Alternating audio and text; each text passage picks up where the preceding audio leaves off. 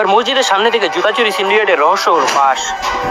মসজিদে সিসিটিভি ক্যামেরায় ধরা পড়লো এক দুর্দর্শ চিত্র। জুতাচোর মোল্লা রেহান মসজিদে জামাত চলাকালীন সময়ে মসজিদের সামনে রাখা ভিআইপি জুতাগুলো অনেকক্ষণ ধরে স্ক্যান করছিল। তখনই সে সুযোগ পেয়ে সেখান থেকে একজোড়া স্টেপ জুতা গুম করে চলে যায়।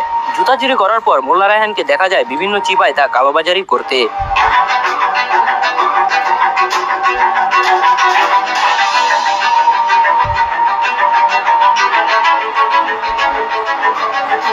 এর ইনভেস্টিগেশন করতে আমাদের পিয়ন কমিটি গোপন ক্যামেরা নিয়ে মোল্লা রায়হানের উপর নজরদারি করে।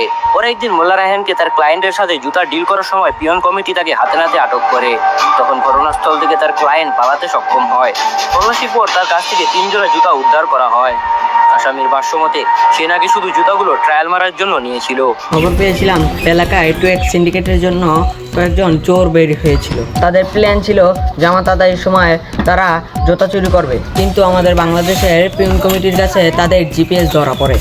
আপাতত মোল্লা রায়হানকে জুতা চুরির দায়ে মুরগি বানিয়ে রাখা হয়েছে। কিছুক্ষণ পর তাকে জিজ্ঞাসাবাদের জন্য চিপায় নেওয়া হবে।